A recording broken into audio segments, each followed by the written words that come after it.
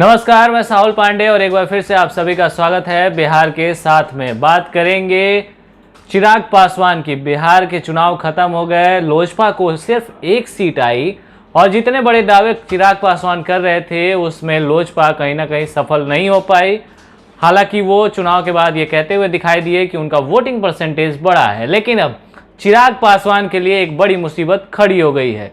चिराग जिस तरीके से चुनाव के दौरान नीतीश कुमार पर हमलावर दिखाई दे रहे थे, अब ऐसा लगता है कि उन्हें नीतीश कुमार के पास जाना पड़ेगा और कहना पड़ेगा कि सर इस बार थोड़ी मदद कर दीजिए। हम ऐसा क्यों कह रहे हैं कि चिराग पासवान को नीतीश कुमार से सहमति बनाने की ज़रूरत है, उनके पास जाकर सॉरी बोलने की ज़रूरत है। इसके पीछे एक बड़ा कारण है, वो है उनके पिता स्वर्गीय रामविलास पासवान जी की वो सीट जो राज्यसभा में उन्हें दी गई थी। दरअसल लोकसभा चुनाव के दौरान यानी 2019 के जो लोकसभा चुनाव हुए थे, तब गठबंधन में थी बीजेपी, जदयू और लोजपा। और इस दौरान बिहार में बीजेपी और जदयू आपस में बराबर सीटों पर चुनाव लड़े थे। वहीं लोजपा को 6 सीटें मिली थी और साथ में एक राज्यसभा की सीट दी गई थी।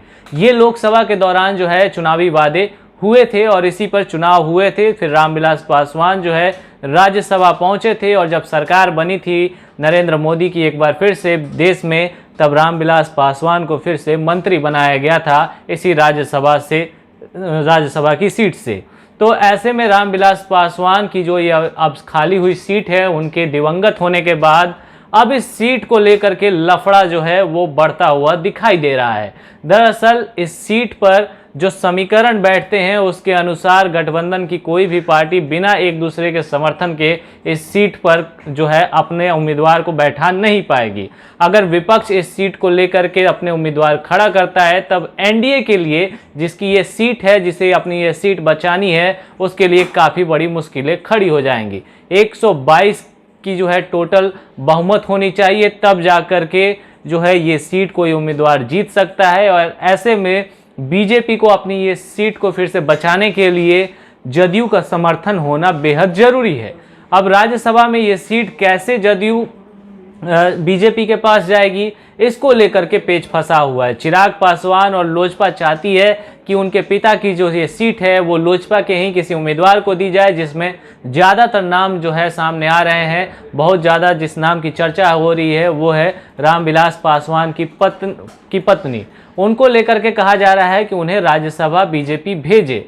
लेकिन अगर बीजेपी जो है रामविलास पासवान की पत्नी को राज्यसभा में भेजने की कोशिश करती है, तो यहाँ बड़ा सवाल ये है कि क्या जदयू लोजपा का समर्थन करेगी, क्योंकि खासतौर पे नीतीश कुमार और जदयू के अन्य नेता जो है लोजपा से और खासतौर पे चिराग पासवान से नाराज हैं, क्योंकि बिहार विधानसभा चुनाव में जिस तरीके का रुख जो है इनका दिखाई दिया नीतीश कुमार के प्रति, और चुनाव के जब नतीजे आए तो जितना बड़ा झटका जदयू को लगा, उसमें सबसे बड़ा अगर कोई जिम्मेदार था तो वो लोजपा थी, चिराग पासवान थे।